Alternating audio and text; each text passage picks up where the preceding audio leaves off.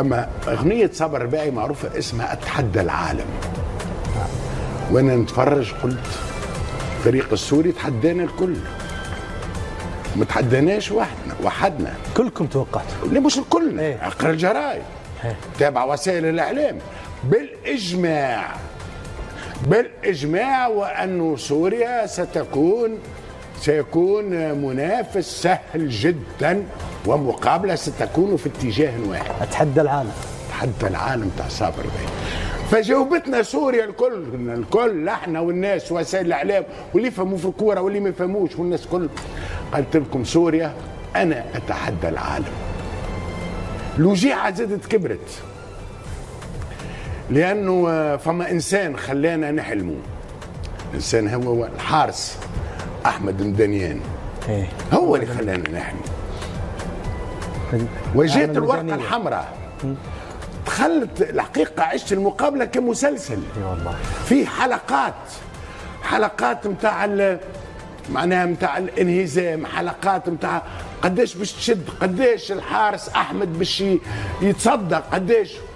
وبعد جات ضربه الجزاء المستحقه، ثم الورقه الحمراء. قلت يا رب ربي مع سوريا والله. زين، وليش ما تابعت معي ركلات الترجيح؟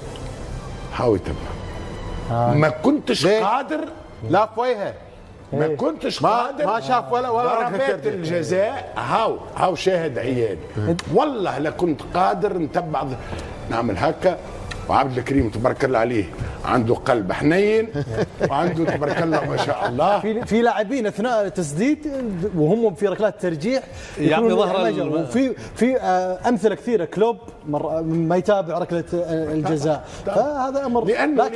لكن سوريا قدمت اليوم، لانه بالنسبه لي انا لو اكتمل الحلم كنا قاب قوسين من تحقيق الحلم. صحيح. وانها سوريا تجاوبنا الناس الكل. ما انا نعتبر وانها سوريا جاوبتنا.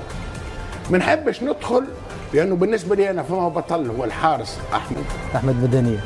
مقابله كامله كان ريتو اكثر انسان تعب في المقابله هذه وجرى في المقابله هذه. ريتو شكونو؟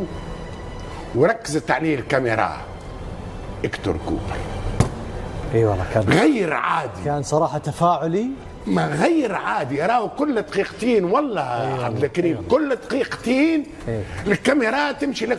كانه شاب في 30 عام، مش شاب.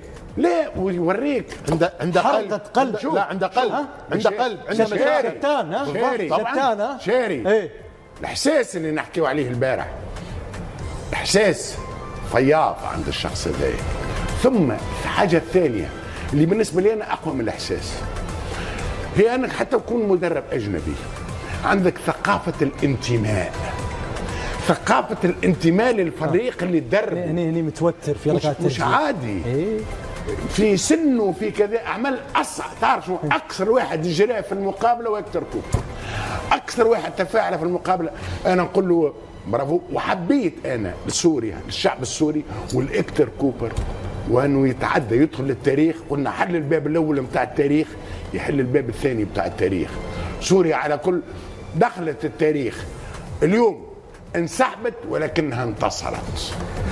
جملة جميلة قالت انك المدرب يكون يدافع وحماسي ويعطي اوامر ويحفز لاعبينه ويطالب.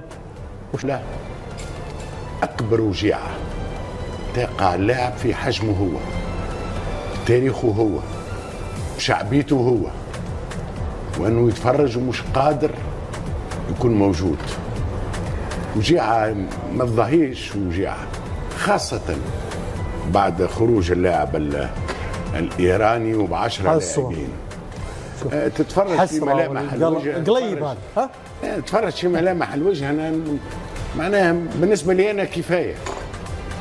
معناها وقت اللي نجدوا سعدون قال له ترجع، بشنو ترجع؟ قال له نمشي على نجري نرجع. هذا نداء الواجب.